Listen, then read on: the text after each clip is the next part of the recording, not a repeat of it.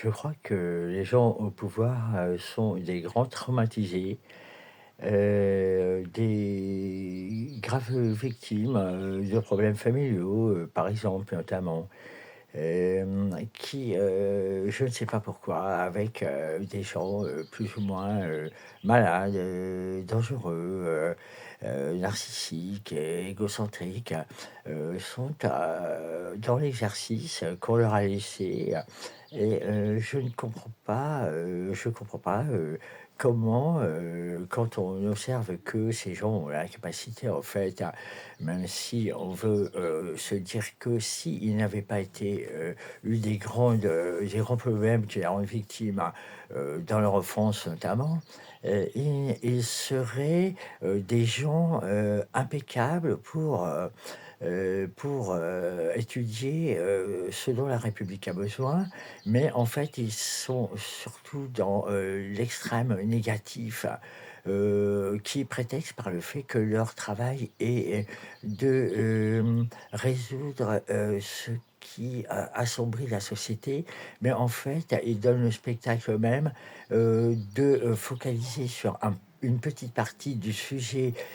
qui décrit toujours sans décrire, sans faire la description argumentaire, de, ce qui est négatif, et sans surtout, ce qui est très mauvais, faire,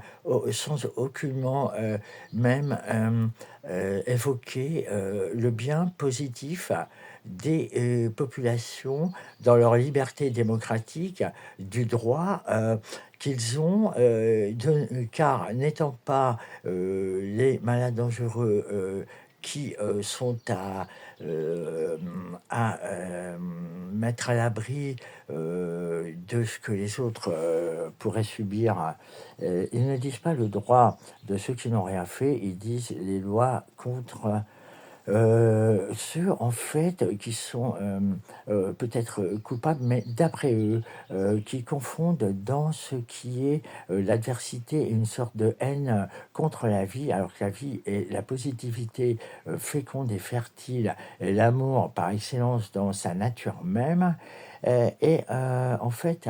l'offense un peu, de déréguler, ce qui a été octroyé comme sens, commun à toutes les populations habitantes de la planète, dans tous les éléments, dans leur diversité, qu'ils soient l'écosystème, les plantes, les variétés, donc de populations, qui contiennent évidemment une partie, de négatif. Toutes, il y a forcément, des gens qui ne, coïncident pas avec, le bien universel, et justement, ceux qui, sont, dans les missions, politiques ne décrivent pas, n'argumentent pas, mais, veulent décider en faisant ressortir une sorte de haine, en fait, qui, est exprimée. Mais est-ce que la parole publique politique est faite pour exprimer simplement ce que, les mauvais sentiments, se laissent, quand les mauvais sentiments laissent envahir les êtres, en fait, qui, n'arrivent pas à s'en sortir? Est-ce que la seule expression, c'est, d'exprimer son dégoût, sa colère, contre, des mauvaises actions, d'une minorité, en tout cas, ce qui devrait être une minorité, si on a compris le respect qu'on doit, d'abord à la vie, à l'univers, qu'on ne donne pas à tous les éléments, dans le respect des différences et la compatibilité qui commence par les hommes et les femmes, et qui oppose, et malheureusement, qui impose une sorte de brutalité, des manières, une répression de ce qui n'est pas approprié, adapté, pour, recevoir la répression, qui n'exprime pas, les droits et la beauté de ce qui est positif, et qui se bloque dans les phobies et les psychoses. Et donc, la description, n'est pas faite et les sujets ne sont pas étudiés, réfléchis, analysés, puis partagés dans leur compréhension objective, dans les résolutions, les solutions qui devraient, tous les sujets qui concernent la société et les institutions de la République, de la démocratie, mais pour chaque pays sur la planète tout entière, qui n'est pas contournable, détournable en idéologie dangereuse, puisque c'est la connaissance et le savoir qui est en fait ce qui doit être compris et que la parole publique et la démocratie parlementaire ne rend pas à ceux qui méritent, donc au peuple souverain, comme on dit, qui, eux, pensent, ont une pensée et n'ont pas une idéologie politique de contradiction ni d'opposition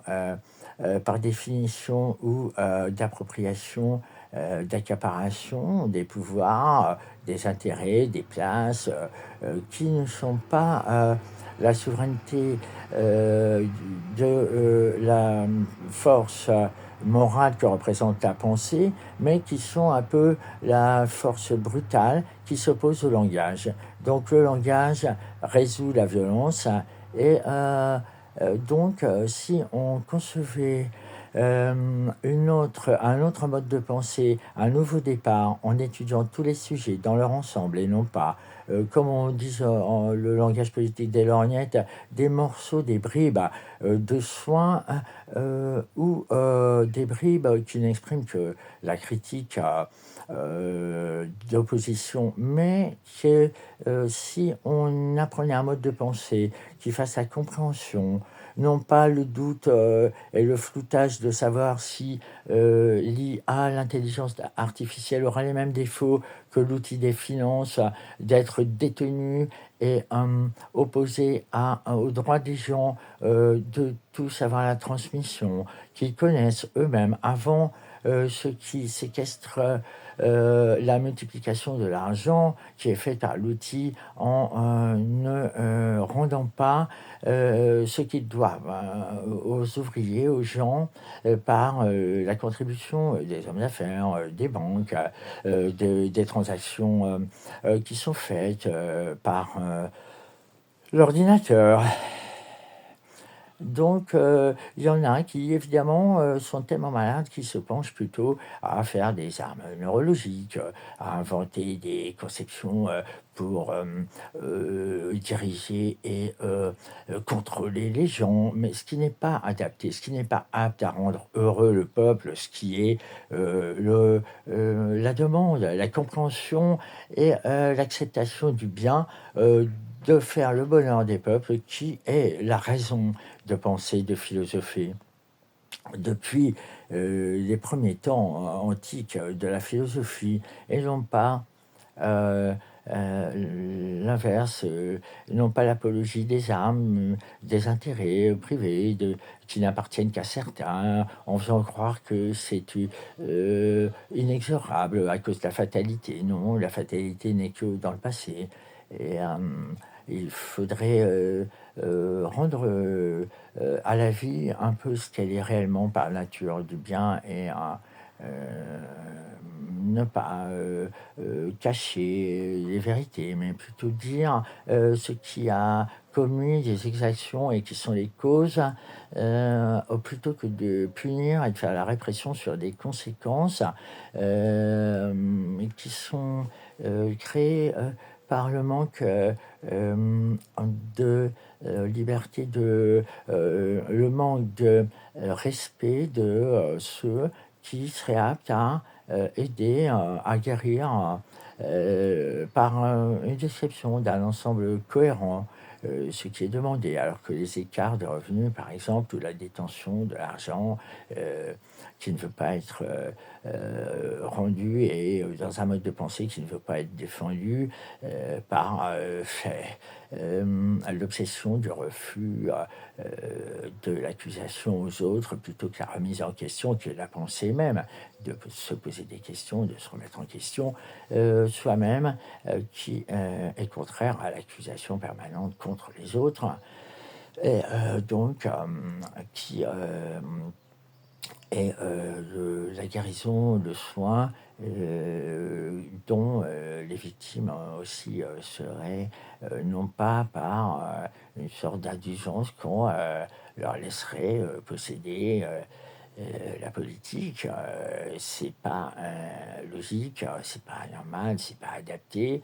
Le système doit s'adapter aux gens et non pas les gens changer ce qu'ils sont pour un système qui les déroute, un peu comme des narcissiques qui ont une pensée tellement déformée, un esprit tellement déformé, pas une pensée, une idée qui dérive dans l'imaginaire et qui divague, qui écoute des sortes de phobies du cerveau qui fabrique le mal au lieu de servir l'universalité de l'intelligence à bon escient.